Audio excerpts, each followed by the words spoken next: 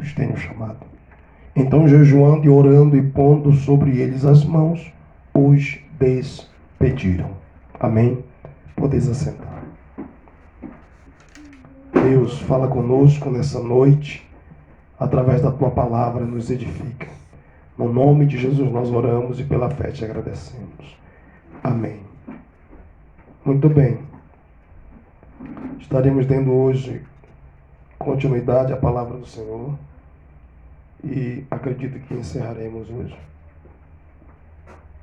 Estamos falando sobre a tríplice missão da igreja e nós começamos falando sobre o conceito de igreja, depois passamos a falar da primeira missão, que é exatamente a missão para com Deus, na adoração, no serviço. Depois falamos da missão com ela mesma, entre os seus membros, e terminaremos hoje falando da missão da igreja para com o mundo, para com os que estão de fora. E nós podemos observar que a missão da igreja para com o mundo não é um pedido, mas é uma ordem imperativa da parte de Deus, na pessoa de Jesus. Quando a gente observa essa ordem que é dada, nós temos que observar que aquilo é uma ordenança. Aquilo é um mandado da parte de Deus. Deus está nos mandando pregar a palavra, ensinar, batizar, fazer a sua obra. Então vamos para a palavra. Marcos capítulo 16, versículo 15, que é um texto muito conhecido, e também Mateus 28, que também é outro texto muito conhecido. Em Marcos capítulo 16, versículo de número 15, a Bíblia diz assim: E disse-lhes: Ide por todo o mundo, pregai o evangelho a toda a criatura. Nesse texto, o Senhor está nos mostrando que a abrangência de cada um de nós ir para pregar a palavra, para anunciar o evangelho, ela é para o mundo inteiro. Ela não é somente para ficar confinada entre aqueles que estão no nosso perímetro, mas vai além, vai muito além, né? Os discípulos receberam o poder do Espírito Santo para pregar em Jerusalém, mas não somente no perímetro que eles estavam vivendo, que era Jerusalém. Eles também foram mandados a pregar também em Samaria. E não somente em Samaria, mas a Bíblia diz que eles foram enviados também a pregar a toda a Judeia. E não somente na Judeia, mas até os confins da terra. E para quem nós devemos pregar o Evangelho? Para um grupo seleto de pessoas? Não. Para toda a criatura, da criança ao ancião. Todas as faixas etárias, o Senhor ordena que a gente pregue, anuncie, leve a palavra. Essa é a missão da igreja. Às vezes a gente olha para uma criancinha e não quer pregar, né? Mas a missão é para pregar para toda criatura, todos, independentemente da cor, da raça, da etnia, da idade, não importa, é para toda a criatura. Toda criatura, ela deve ser alvo da mensagem evangelística da igreja, da pregação da palavra de Deus para a igreja. Só isso, pastor? Não. A outra ordem imperativa do Senhor está encontrada em Mateus. Em Marcos nós vemos e percebemos o evangelismo, né, sendo destacado. Mateus 28 e o versículo 19, o Senhor vai destacar o discipulado, a missão da igreja para com aqueles que estão de fora Não é somente pregar e ganhá-los para Cristo, mas é também estruturá-los na fé. Então diz assim, portanto, ide. O mesmo ide lá de Marcos para pregar e evangelizar e ir para todo mundo e pregar para toda criatura. Aqui em Mateus é o mesmo ide, porém esse ide é no sentido do discipulado. Portanto, ide, ensinai todas as nações, batizando-as em nome do Pai, do Filho e do Espírito Santo, e ensinando. Olha como a palavra ensinar e ensinando, ela está em destaque aqui nesses dois versículos. E ensinando-as a guardar todas as coisas que eu tenho mandado. As ordenanças do Senhor, os preceitos do Senhor, os estatutos do Senhor, a lei do Senhor. Tudo que Ele nos mandou fazer, nós precisamos não só fazer, mas também ensinar. Aqui está o discipulado. Aqui está, os braços abertos do Senhor, abarcando tudo e todos. De um lado, a pregação salvífica. De outro lado, a estruturação daqueles que estão sendo salvos. O discipulado. A igreja vai ficar capenga se só ficar pregando. Ganhando alma. Ótimo. Mas se não estruturar, na mesma velocidade que ganha, é a mesma velocidade que perde. Então é preciso pregar para toda criatura, sim, mas é preciso ensinar, gastar tempo ensinando, se dedicando ao ensino, transmitindo palavras que venham estruturar, que venham fortalecer, que venham trazer crescimento, que venham trazer edificação, mostrando as ordenanças, os mandamentos que nós precisamos guardar, mostrando tudo que está na palavra de Deus que nos leva a viver uma vida madura espiritualmente.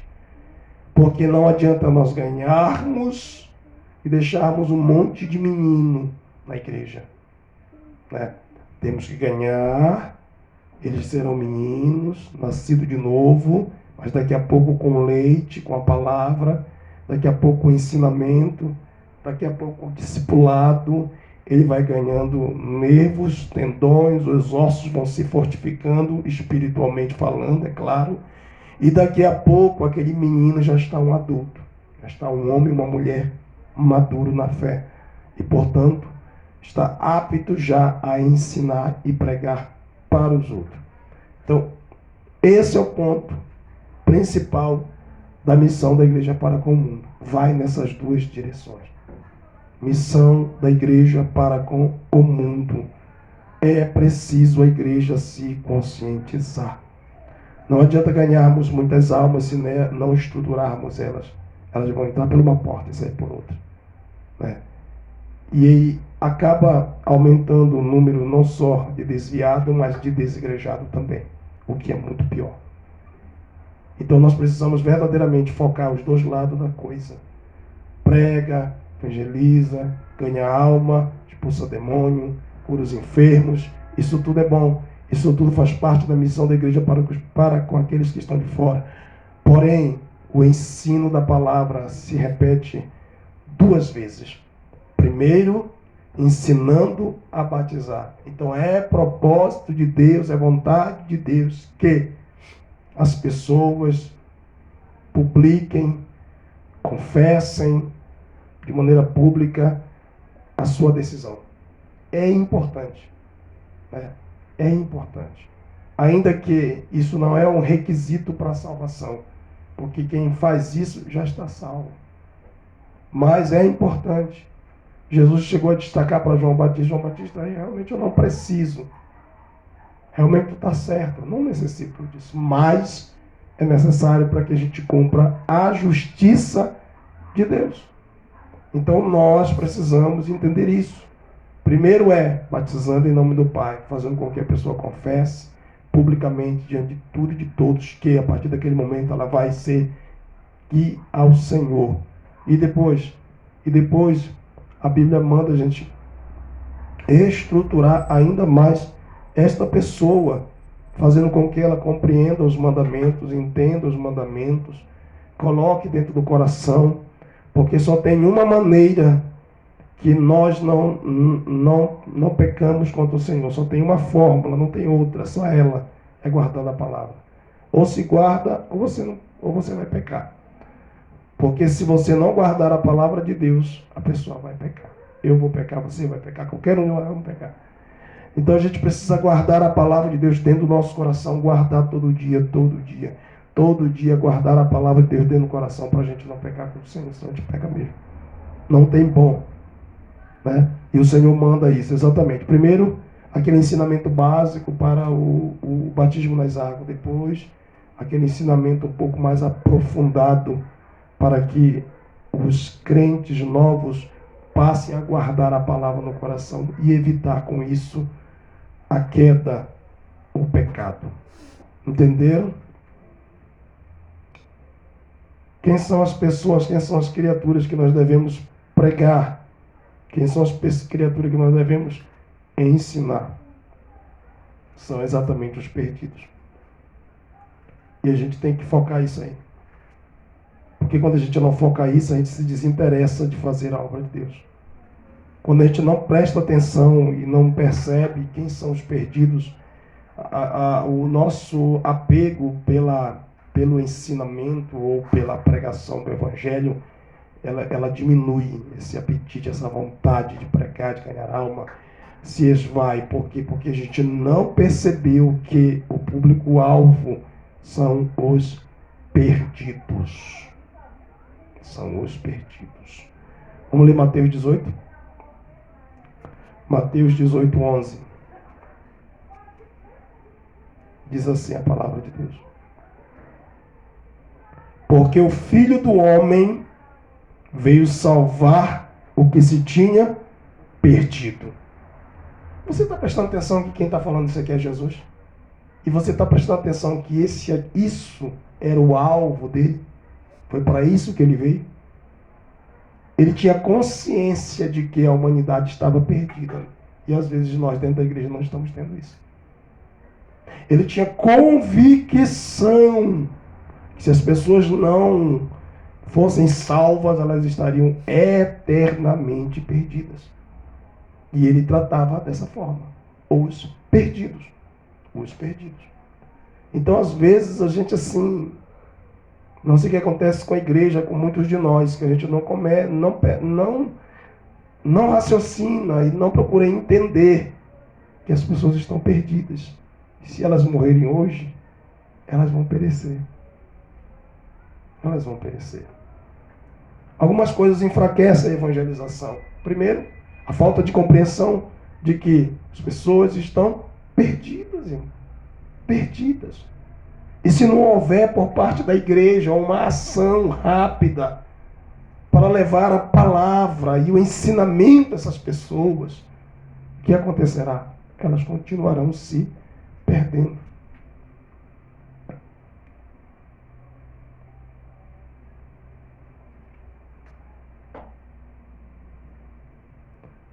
Há muitas coisas que aí fora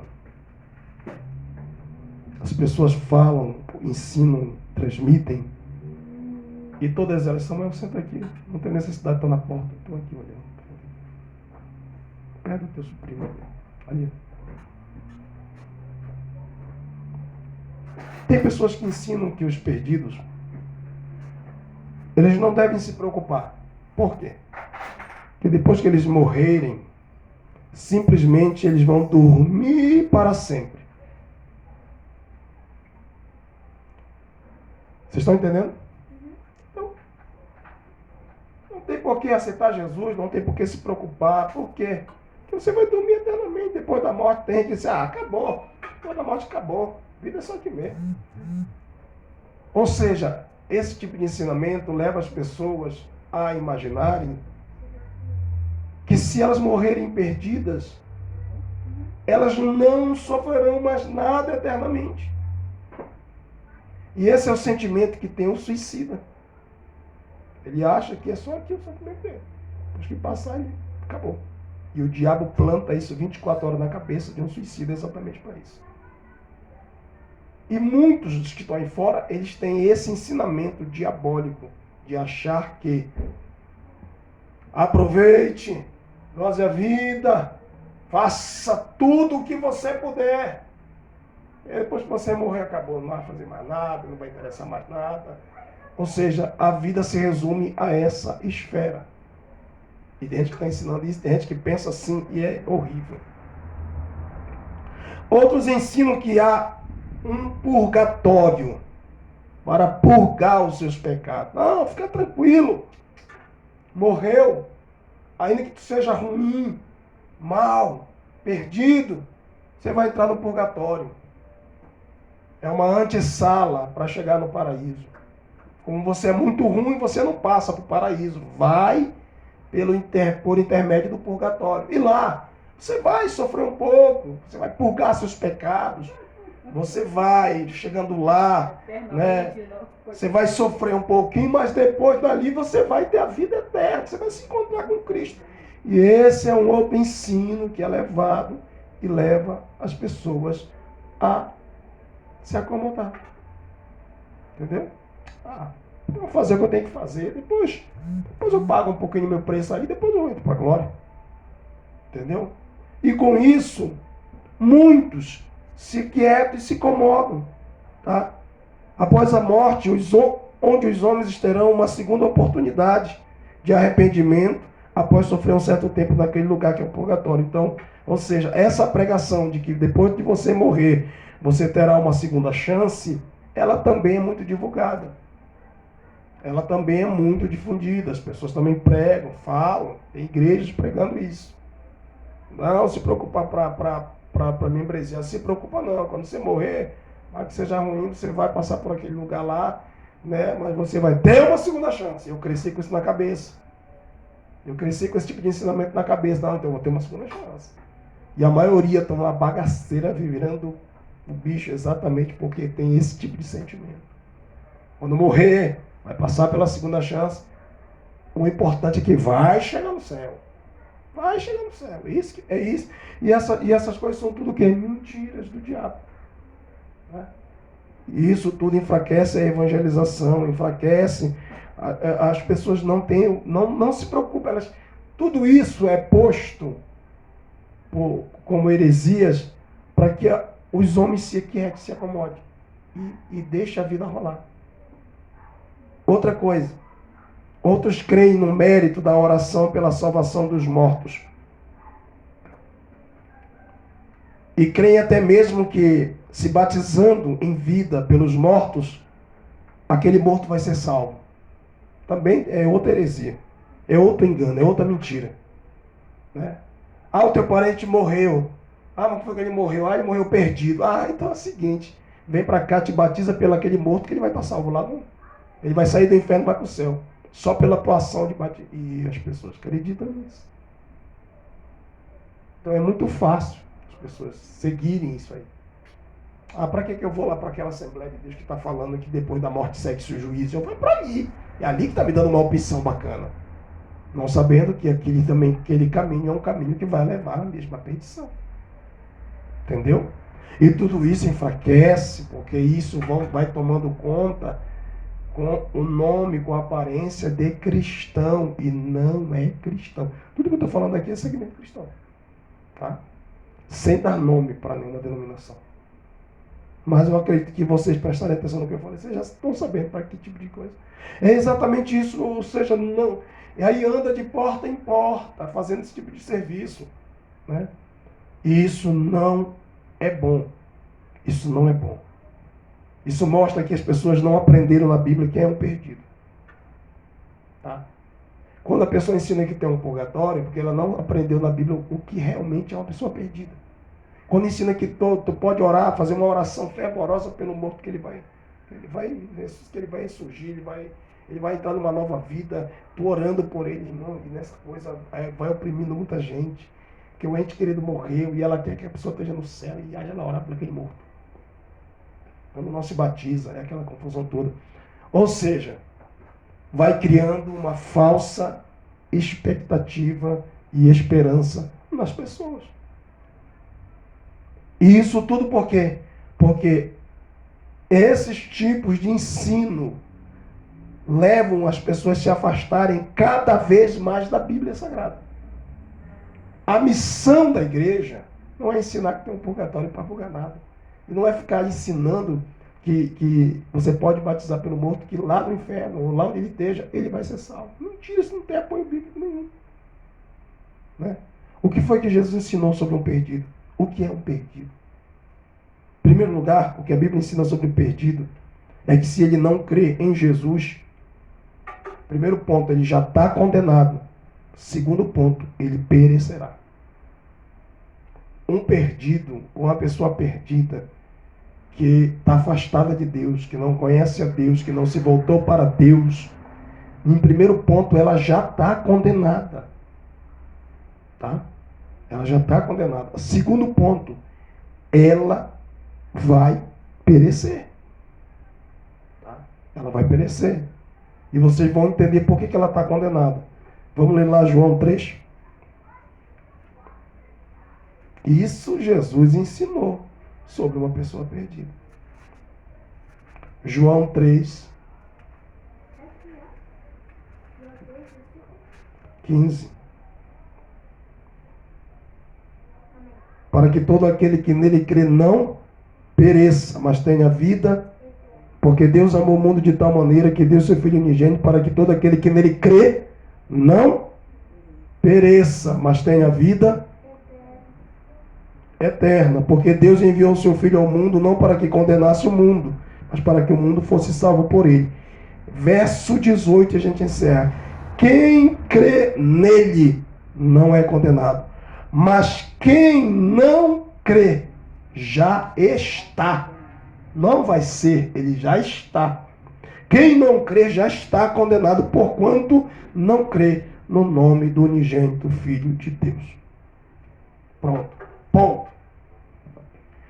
Um perdido que não crê em Jesus, que não aceita o sacrifício da cruz, que não recebe a salvação do Senhor, ele já está perdido só por essa rejeição e por essa falta de fé.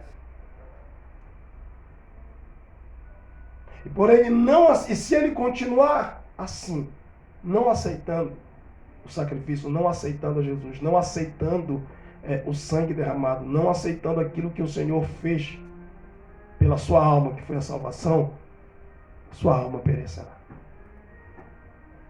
Quando ele fecha aqui em vida, irmãos, ele está condenado aqui. Ele caminha condenado todo o tempo. Se fechar o olho sem crer em Jesus e condenado, quando ele abrir o olho do outro lado, ele já vai perecer. Então o perdido, ele vai perecer. O perdido está destinado ao tormento eterno. E isso a igreja precisava saber e precisa saber.